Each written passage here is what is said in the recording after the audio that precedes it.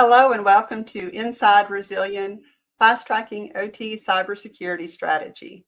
I'm Kara. I'm so glad you're here. Today, I'm bringing you the brilliant minds behind Resilion, Roger Hill, Chuck Tommey, and William Noto. By the time we wrap up, I truly believe you're going to see why we're so excited and how this could be a game changer for the future of OT cybersecurity. Thanks again for being here. Roger, I'll turn it over to you. Let's get started. Welcome, everyone. Wow, that was quite the intro, Kara. Thank you, everyone, for joining today.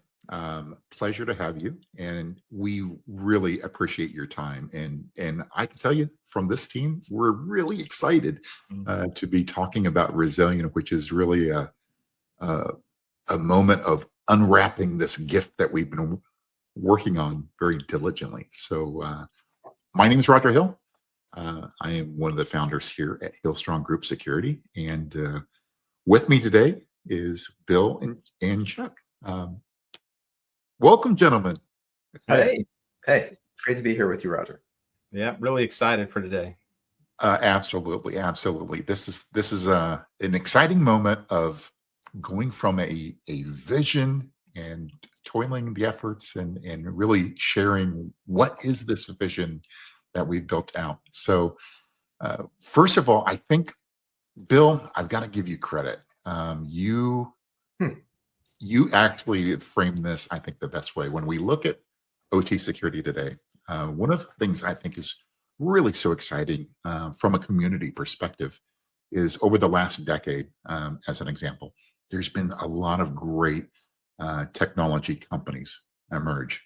So now, unlike a little over a decade ago, it's much easier to identify technical solutions to mitigate risk and build out OT security programs. The challenge, though, I think we all recognize is security is really about people, process, and technology, right? Yeah. Not just technology. So this is the point that I think Bill framed it really well. We built a technology for people and process. Mm-hmm. And Absolutely. Bill, I think you probably framed it slightly, but no, that was good. You got it. All right, good. So, yeah. So I think that's really starting out with how we would characterize what we built. I think up until this point, we've really looked at this space, and as a community, we've really talked about visibility being the key problem. Visibility is a problem. I don't know that it's necessarily the key problem at this point.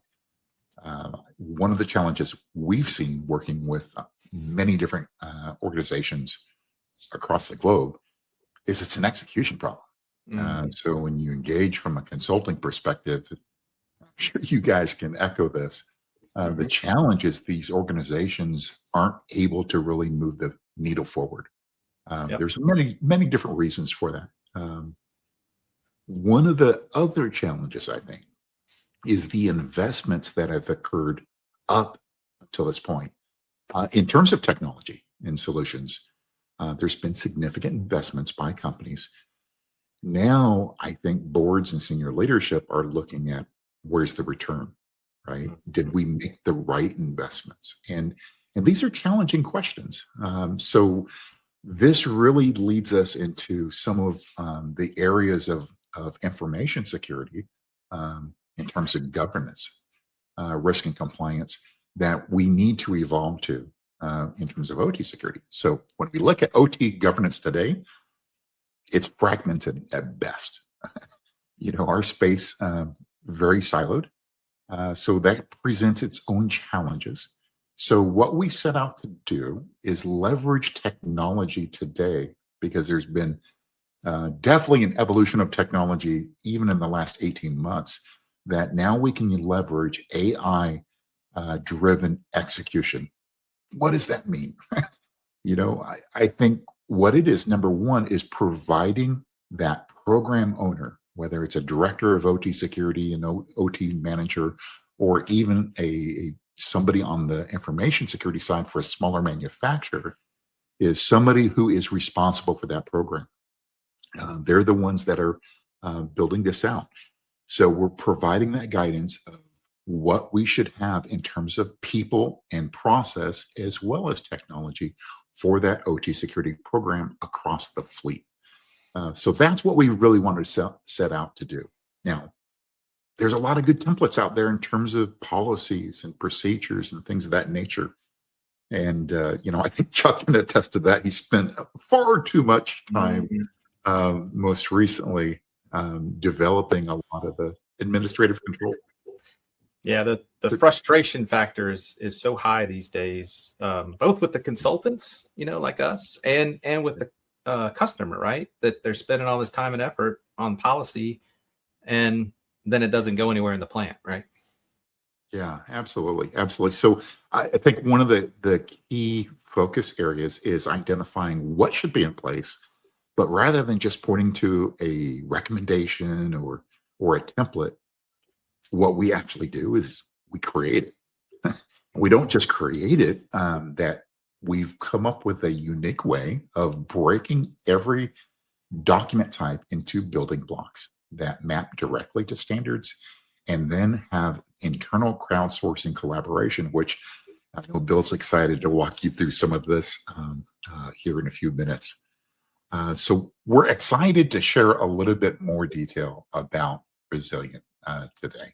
So without further ado, Chuck, we already gave a little bit of an intro. How about we go ahead and talk about what Resilion really does for an end user in terms of the governance program, and what does that really mean? Yeah, so there are so many reasons, right, that to be excited about bringing Resilion, to the OT market, right? But probably the biggest reason for me personally is really that enablement, operationalization. I can't even say the word. I'm so excited. That really makes it doable, right, for the average, even above average teams that are out there in the plant, right? So in my 30-ish years of consulting, the big thing that keeps projects from happening, right, from being fully realized and getting the full value out of a project is this GRC piece. In OT, we really never knew what that meant, right? We heard the IT guys talk about it, but now we're bringing it to the OT world in a way that's really going to enable them and help them, right? And get them to overcome the fact that, I've got limited time, I've got limited resources, I've been leaned out. Well, Resilion really can help fix that. So just as a brief kind of introduction, when we talk about OT GRC, really, what is that? Well, it's just really helping you figure out how to do governance, risk, and compliance on the OT side, right? So one of the things that Resilion helps with that is, besides the kind of building the program, we're really helping operationalize that, right?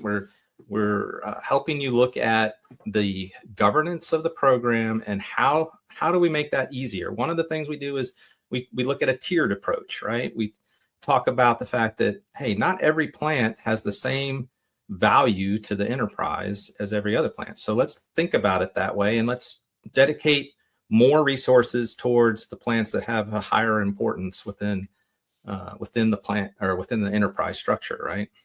So if you've got a plant that's making your highest profitable product, that probably is a tier 1. If you've got a plant that's supplying your biggest customer, that might be a tier 1. But you might also have a distribution center that is supplying multiple products to multiple customers, but there might be low rate, low profit margin, something like that, and that might be a tier 3. So, and by doing that, that allows us to really help you focus the energy where it needs to go. And we can do that, set up that tiered structure on a plant by plant or site by site. It could be, like we said, a distribution center, not necessarily have to be all plants that we're talking about from an OT perspective. So the other thing that Resilion does that really helps operationalize things is we have this notion of building a process flow, right? And doing that in a very detailed way that really helps step people through, this is what you're going to do in this process. And, where there's places that we need to make a decision, we call that out, and we have a RACI matrix that's already been defined that lays out the responsibilities, the approvers, the folks that are going to actually do the work. And so we know when we go to each step, who's responsible for what. That cuts out a lot of confusion that has caused delays in the past and on projects that I've been on.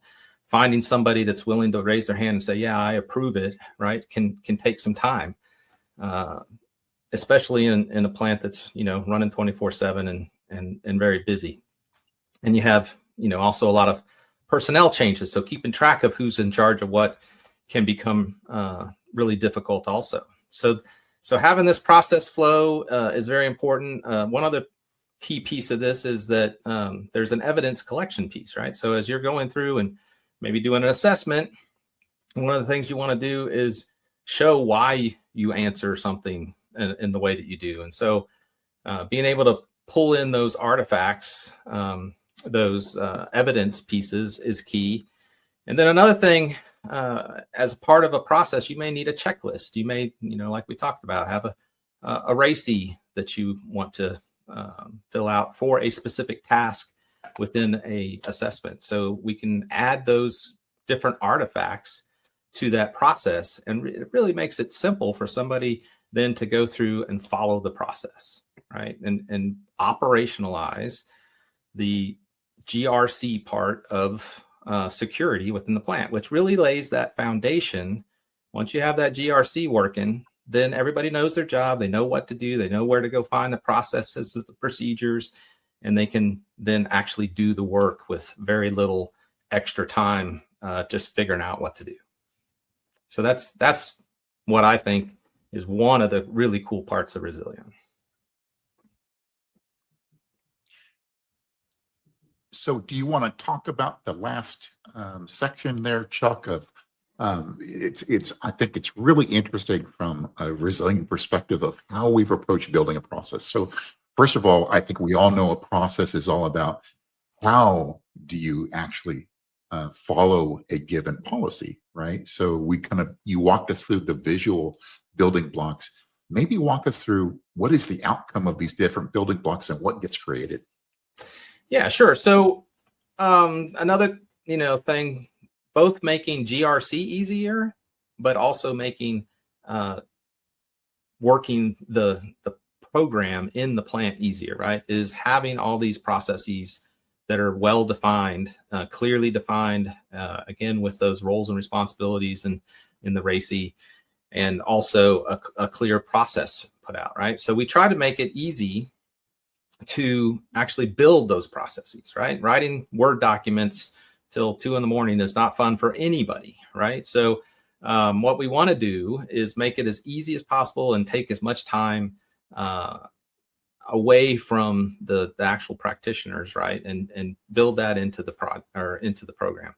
And so what we did is we've broken down, all the common processes out there, whether it's how you do asset management, how you do vulnerability management, how you do an assessment. Any of that stuff is a procedure behind that, right? And so to build that process or procedure, we've broken it down into blocks, purpose and scope, roles and responsibilities, and we're going to fill those in for you for that type of process to start with. And then you can go through and say, that works for me. I want to change this part a little bit and add more specifics of how we do it here. And then, when it's all done, the really cool thing is now, or even as you're building it, you can interact with your colleagues right within Resilion. And Bill's going to talk more about that later. But there's a feature in there where you can, bring in the SMEs or talk to the person that's going to approve it or review it and say, hey, is this what you're thinking? And are you agreeing with this while you're building it? So it doesn't take time later. You have to go back and redo it.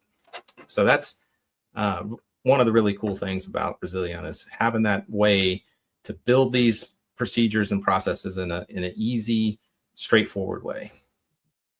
Great. Yeah, that's awesome. That's awesome. Hey, thanks, Chuck. One thing that occurs to me is that what we've created here,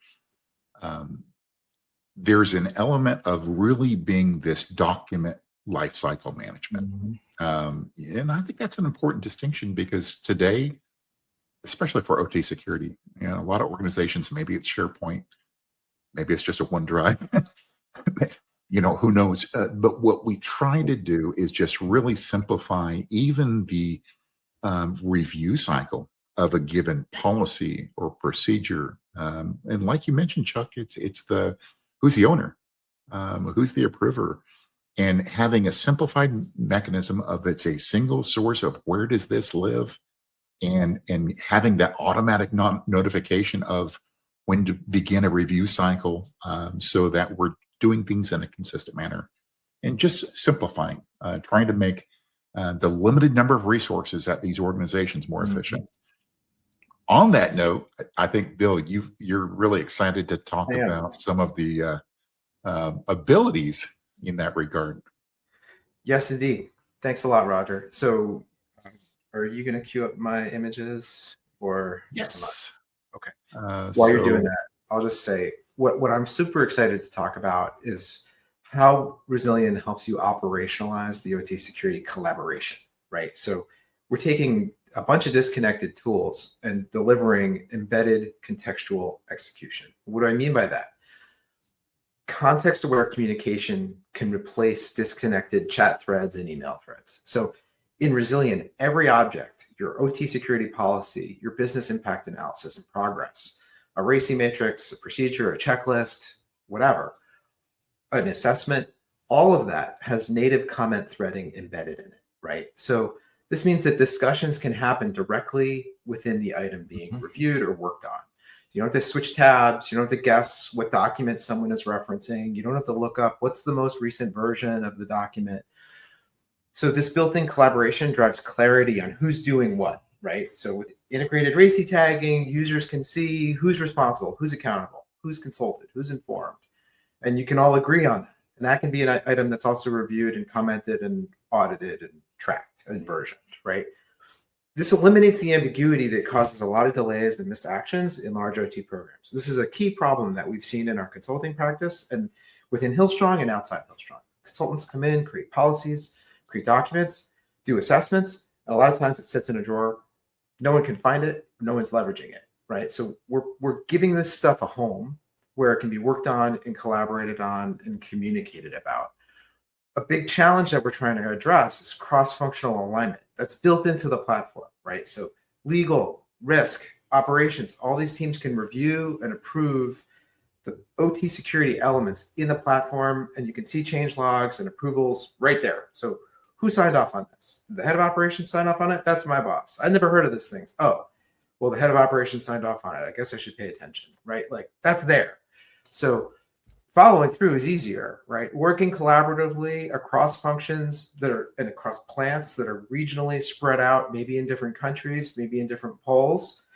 It's simplified if it all lives someplace. And yes, you could use SharePoint and create, your own intranet about this, but it's very hard to keep it up to date. Do people know where to find it? And, which is the most recent version? We're trying to address all of that. So I'm gonna flip through some of the screens in a minute, but what we're trying to enable here is site level engagement, fleet level learning, right? So the site leads can attach evidence, they can comment on tasks, they can propose refinements within their own assessment programs. Central teams can review that in the context, gather the feedback. It all lives here, so we can report on it, right? We can create the ability to share up to the CISO, share up to the CEO, share up to the board. This is where we are with our program. So many CISOs we've seen have created these kinds of dashboards themselves over and over and over again. And you can, but wouldn't you rather just do the work? So this gives you the ability to do the work in one place without having to go and build all this stuff up from scratch. It's really powerful. So I'm, looking at this governance program screen, you can see here an overview of which documents are approved, which ones are under review. I just want to like show this in a little bit more detail. One of the things that's really cool is logging the approval chain, right? So in this screen, we're just showing like, look, it looks like Jennifer Walsh still has to sign off. I don't know, Roger, if you're going to talk about the AI Copilot, but let's make sure not to miss that. Oh, that's all yours. Okay, so we've built AI into this thing, not to go and run it without you, but to be an assistant to you to make you more efficient, right? So we're going to be helping you figure out, how do all these standards and frameworks relate to one another? What are the common control elements across them?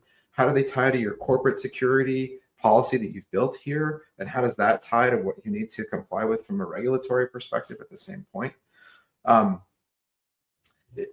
showing the act, like in this OT access control policy, which was developed in Resilion, like there's a chat thread, various people can review it and comment on it. And jumping out of that into an execution element, now we're looking at an assessment in progress where you can see a chat thread going on about that assessment and the ability to put in evidence right there, right? So this is kind of the example where it's, you know, really trying to drive like a conversational ability around the work in one place, right? And that's so that you can communicate across to your peers, to your management, but also, you know, throughout the organization to all the sites. And so the site people can communicate to. I think, Roger, you're going to speak to that as well. This is a huge time saver, right? I mean, when you think about all the hours spent in the plants on assessments, right? Sitting down in a meeting room with 10 people from the plant, you know, for 6 or 8 hours. If you can now break that down and each person only has to answer the questions that relate to them, huge time saver. Yeah, you're not sitting around waiting for your turn. Yeah, I think it's a good point. And, you know, one thing I wanted to state is what we have with Resilion is a purpose-built system that is just 100% designed around efficiency and to be a force multiplier. Oh, yeah. You know, I think there's a common theme with that I think we can all relate to here in OT security. So this is generally such a small organization.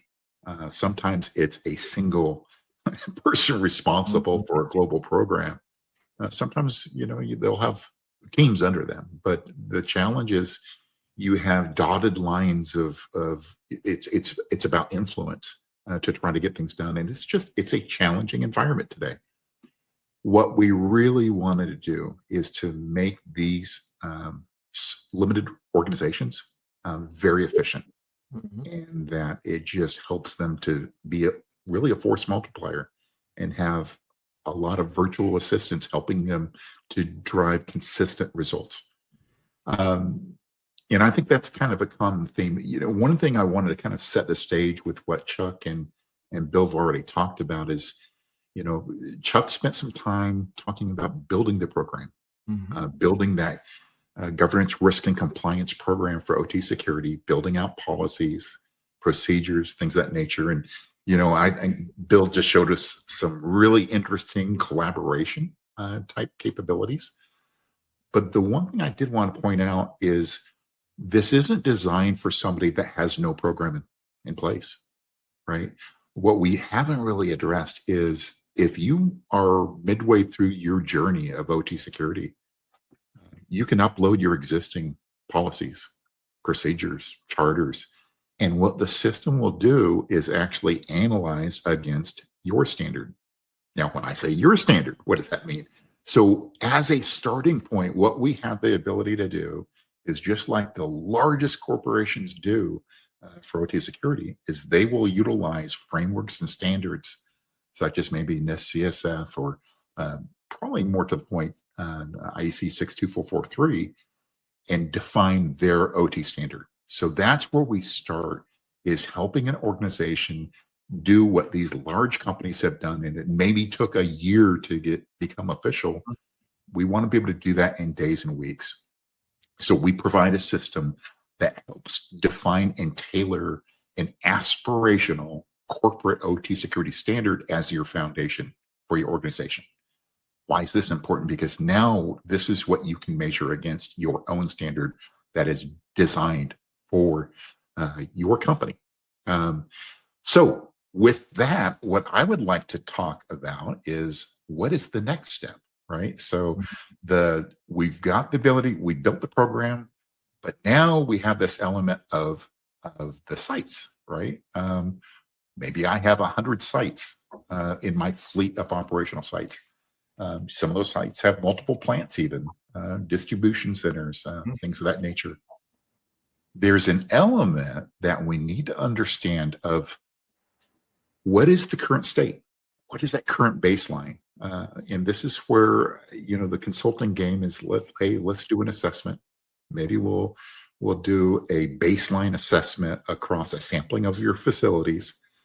And I think all the consulting firms, they all agree you should do this once a year, right? Yeah, they of course sure do. They're gonna agree. But listen, I'll be honest, this is where it's a challenge. If you have 100 sites across the globe, is it operationally realistic to do this once a year? You don't have the organization and you have limited budgets. And that's some of the challenges, I think.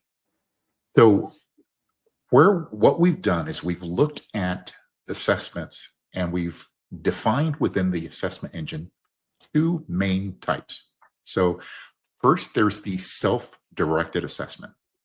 One of the built-in self-directed assessments is the plant baseline assessment.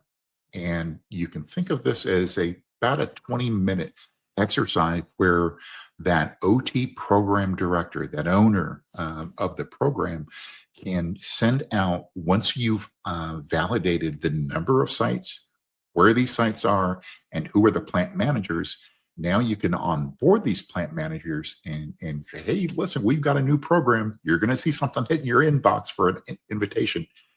First, we'd ask for you to work with your teams on this. And then what it does is it will push out those messages where all the plant managers will jump into that self-directed assessment. Now, the idea of this is to really guide not the security standards in security speak. We all get caught up in that trap, right? One of the things Resilion does is it breaks down all of the security controls and or requirements into plain language that is directed at a persona. What does that mean, right? So what we'll do is we'll break down the questions to identify whether you have a control in place for that target, whether it's a plant manager or a maintenance manager or a safety officer at the plant or a plant local HR, right? Whatever the case may be. So what you're seeing here in terms of this example around authorized device inventory is we present multiple scenarios in plain language for that targeted role. I think in this example, we're actually looking at the plant manager. But we also provide what Bill mentioned earlier, the AI co-pilot. This gives the ability to have suggestions and you understand what's the rationale. Why is this important? So you can easily answer of, where we are today. Yes, we're doing a device inventory. The other thing that we do is we factor in how confident are you in that answer, right? Because that gets weighted into the end result. At this point, what we're really looking to understand across that fleet of 100 sites is what controls do they have in place and how well are they implemented, just as an inference-based starting point for our program, right? So with that, we go into the next stage of this of, okay, I'm the plant manager, Gary, right? And I just started this assessment.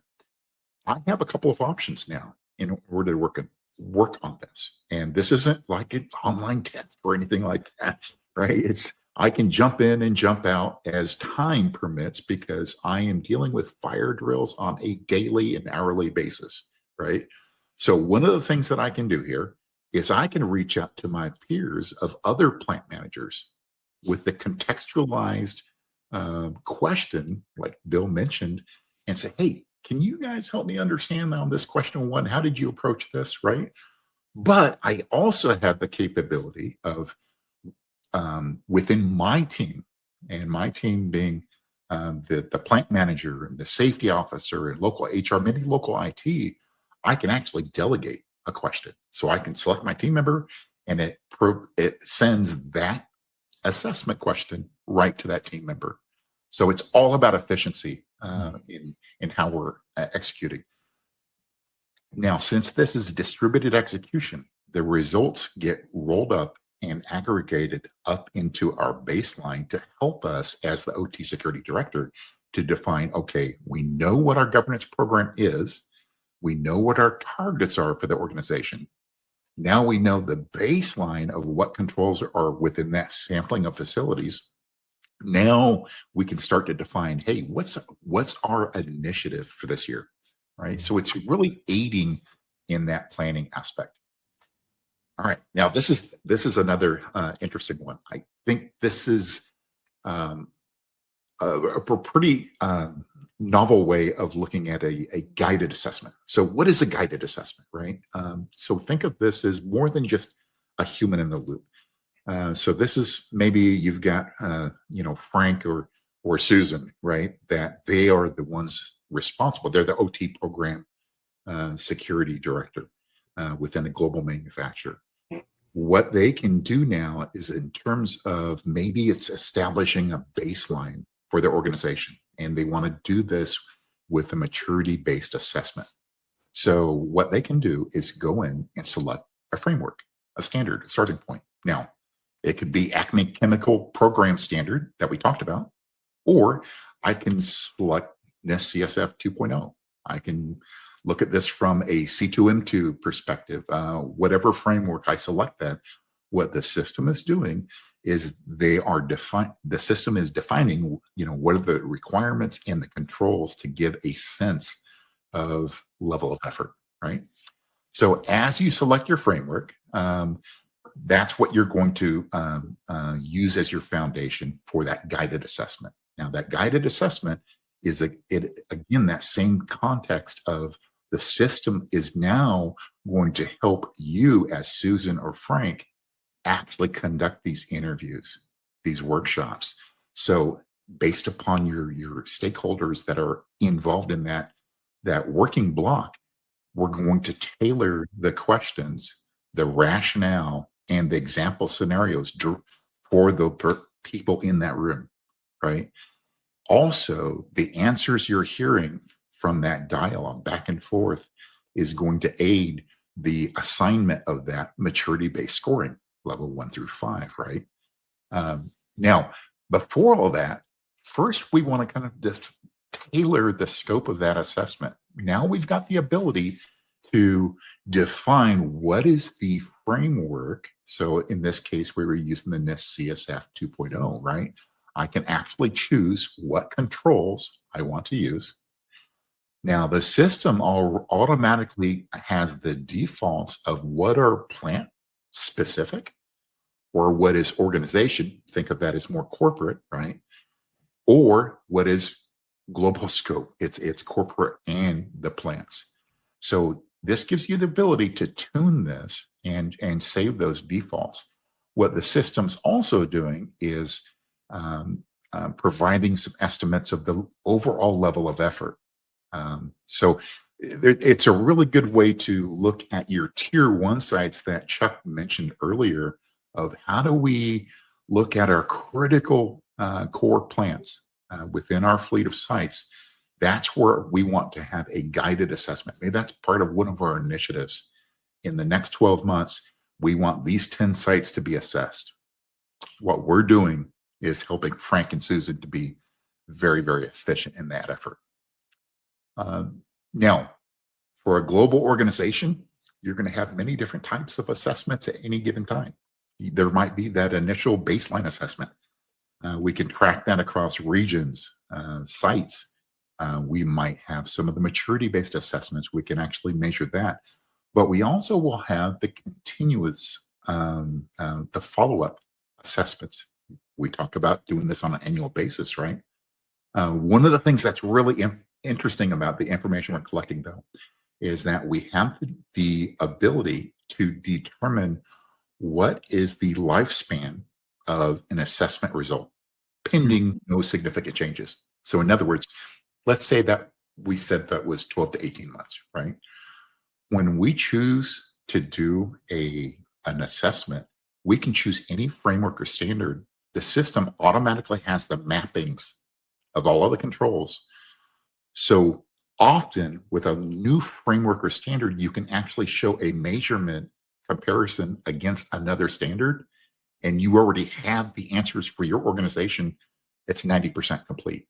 If you want to show that full gap, there's only a 10% you have to actually fill that gap for. So that's the reusability of information is a very strong differentiation. And again, it's a force multiplier for the overall organization.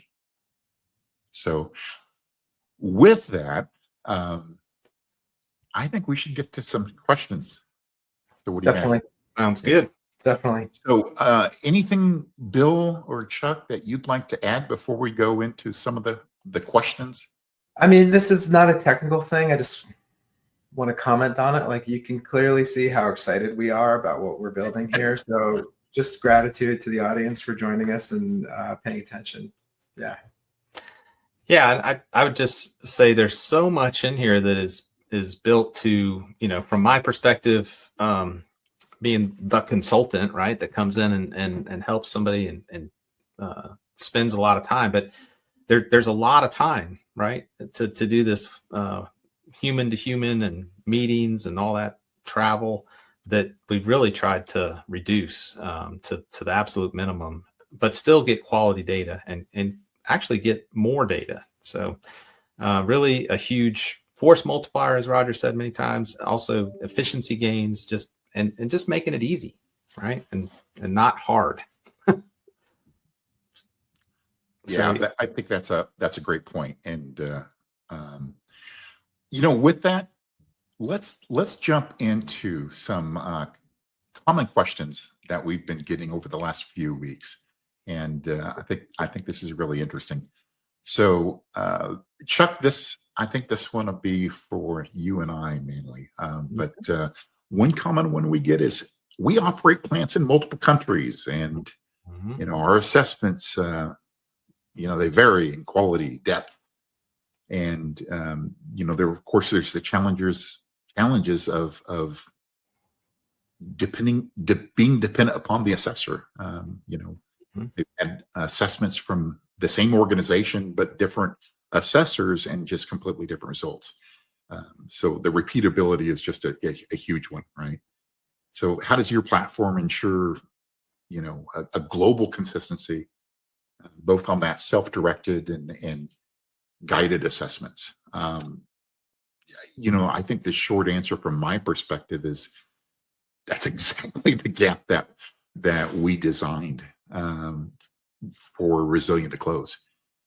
So I think whether you're using a self-directed assessment model for your organization and in terms of efficiency, or whether there's a site leader, whether it's an auditor or OT, director that's using the guided model. Resilion inherently provides the mechanism to increase the dependency and repeatability of scoring across the organization. And I think that's one of the aspects of that is because of the our idea of what we built into the agentic RAG database, and then that's kind of a little bit of our secret sauce. Chuck, what would you add to that from your perspective? So I would use what may be kind of a buzzword right now, but I think this is the best example of it that I've seen in a long time, is the single source of truth, right? That's what we've really tried to make Resilion for anything OT cyber related, right? So you got the program in there, you know where to go look for what you're supposed to do, what the policies are, what the processes are, what the SOPs are. When you're doing assessments or audits, you have a central place where all that evidence is going. You have a central place for the process to do the audit. So from a consistency point of view, it's huge, right? Because it's going to be the same. And I think, Roger went over the two different types, right? The self-directed, where you're getting a set of questions and at different positions within the plant manager, the operations manager, the controls guy or gal, and that's all happening at once, distributed. So it really increases the speed, but it's happening very consistently across all the plants, all the sites, right? So that's huge, because you're getting the same questions answered, by the right people. And if you don't trust that initially, do the self-guided or the system guided, where you have a human in the loop, making sure that the answers that you're getting are complete and understandable. So you have two options, but again, all that evidence and all that, the answers end up in one spot, one single source of truth. Yeah, I think that's a really good point. You know what? I think another question that we get more on the OT side is, hey, policies are, they sound great at corporate, but it's operationally challenging to execute on the plant floor. How does your platform really ensure that standards actually translate into, just actionable? I would say that one of the things that probably didn't come out in that process builder, the unique approach that we've taken with the simplified visual building blocks of what defines that workflow. But behind the scenes there, for each one of those workflow elements, we're defining a centralized process that's repeatable, but then certain elements such as scope and things of that nature are locked at that corporate centralized perspective. Yeah. But we have it in instantiation at that plant level, where when it goes to that plant and that plant manager, Gary, for that plant, Gary can actually define who are the specific individuals and roles for the implementation of that change management process, right? So now what we can do is we can account for any of the localization and adaptable needs of that specific plant and where it can be tuned. Now, that is information and telemetry is being rolled up so we can ensure that we're following that process. We're doing it in the most efficient manner. So I think that's kind of an interesting and novel approach I haven't seen out there in the market. Bill or Chuck, what do you guys want to add to that at all? Or, I mean, we just haven't seen this. We've seen some other sort of GRC things in the market, but they don't know anything about OT. There's nothing about the OT standards in them. There's nothing about 6443, et cetera, in them. And they're not using the latest technologies. Like, what we're building is sort of leapfrogging some things that were built years ago and not focused on OT. So, I think that great points. And the idea that, I guess if I take a step back, why did we create Resilion, right? Was to really help do what we're doing as consultants out there, right? And really boil that down into a way that the system becomes the consultant in a lot of cases, right?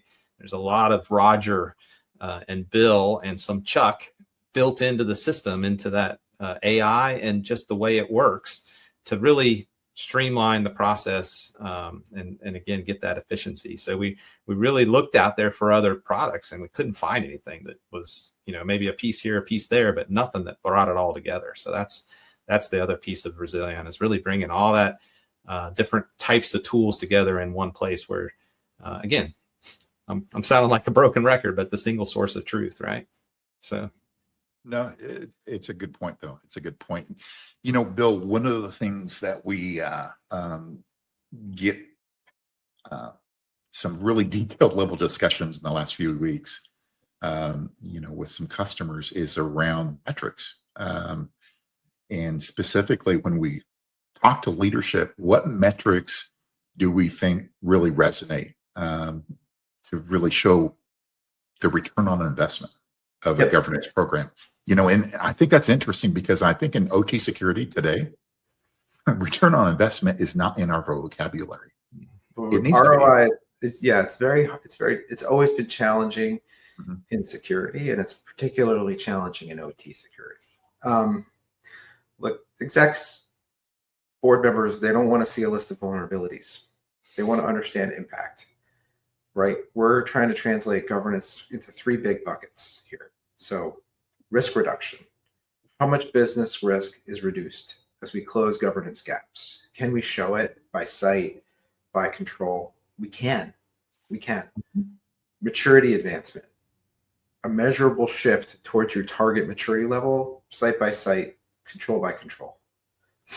And operational efficiency, right? Like, this stuff just takes a long time to do the old-fashioned way. Paying consulting hours for people to process documents seems very 2022. We can save a lot of time and cost with consistent process, fewer redundant audits, faster remediation. So there's a lot of inherent ROI there. When you can say, in the past 6 months, we reduced critical gaps by 35% across our highest impact sites, and we saved 1,200 hours of audit prep, that will get your CFO's attention. You'll be driving impact and achieving better security delivery. Yeah, ultimately, it all comes down to making the business cases and getting investment to do the things that we know we need to do. Yep. I think another very common question we get is really hits your point on consistency, and that's balancing global consistency with really local operational realities. So, to frame it this way, with companies that have dozen or even hundreds of sites globally, how does Resilion keep governance consistent across those regions while allowing for local realities? So I think one of the best responses to that is the tiered approach for execution is a business-centric way to how to execute a global initiative across a fleet of sites. Specifically, as Chuck mentioned earlier, when we think about a tier 1, tier 2, tier 3, and quite simply, we can define it as tier 1 is your critical sites where maybe the output of what you're producing there at that factory is actually producing an input ingredient of your supply chain to 10 of your other sites. So losing that site is absolutely crucial, right? So we need to treat all of our sites as not being equal in terms of the business. So by defining these buckets of criticality in terms of business impact, we can start to define, okay, where should we make those initial investments and prioritization? And that allows us to really map and align with the global consistency. I think that's one of the first points. What would you add to that? Well, because we keep talking about the global enterprise, right? There are issues, from a regulatory perspective that differ from region to region, right? We want to have a consistent program but then we also have to deal with those different regional requirements. And, in a large company, you may have some products that fall under, different regulatory agencies within a single geographic area, right? You may have something that's needs the FDA approval. You may have something that has EPA consequences. So, that's another thing that we track and make sure that the program is built in a way that it takes care of that, right? We know that you have plants in Europe, so you have to think about CRA or NIS2 or even individual country regulations. We know if you have a pharmaceutical plant, then it's going to have FDA implications, and you're going to have to be able to answer questions there. So, but again, it's all centralized. It's all coming from one spot and being governed, by the corporate program. So that keeps the consistency, even though there's different things you have to look at in different localities. Yeah, I think that's a really good point, Chuck. I was just thinking probably one of the more common questions we get is, and I love this one actually. It's about driving adoption without overload or overly burdening the organization. Mm-hmm. I think how that is framed is even the best governance program can fail if adoption's poor. That's the reality, right? Mm-hmm. So how do you drive adoption across these different personas that we've been discussing? From plant engineers to executives without overwhelming them. Bill, Yeah. what are your thoughts there? Well, I think we start by meeting people where they are, right? Since I've been engaged in this OT security world, there's always been this, there's been tensions between like the IT team and the OT team and the engineering team, and who's responsible for this, and don't touch it, it's mine, and you're going to break production, etc. I've always preached empathy and curiosity as like easy, free things you can do to build cross-functional like progress. Don't just say you can't because policy, but say like, why is it hard? Like, help me understand. I think if you show an interest across functions, people engage. So in terms of how we built that, we've tried to take those experiences into this thing from the ground up, right? So we try to meet people where they are. An engineer sees what's relevant to his or her or their job, right? Clear, concise, technical prompts. An executive gets a dashboard with trends and risks, not technical jargon, right? So nobody's buried in information they can't act on, right? Like that is using what we've used in our experience to try and make it tangible to real people doing real work, and not show them a bunch of stuff that's going to be in a different language that they don't understand and not be relevant to them. I really like how you framed that, Bill. Yeah. I think it's about the mission, right? And this is something I talk to the manufacturing sector about quite often. As a manufacturer, your mission is to produce a product to your quality expectations, to the production numbers that you've set as your targets, and distribute that product to a point of sale and sell that product. Every other aspect and role within your organization is to support that primary mission. That's why you exist. So I think it's number one, understanding, okay, as a singular mission and bringing in the multifunction teams to really address this problem. Fundamentally, how Resilion drives adoption is we make everyone's job easier. One thing I've learned, if you want technology to be adopted, make me look smarter in my role and make my life easier. If you do so, I will be your champion. So we've tried to follow that simple approach of just allowing people to focus on what they really should be focusing on, and just being that force multiplier. So we can break some of the challenges in the space where, oh gosh, we've got another tax on the business. Here comes IT, here comes security. Here's another audit.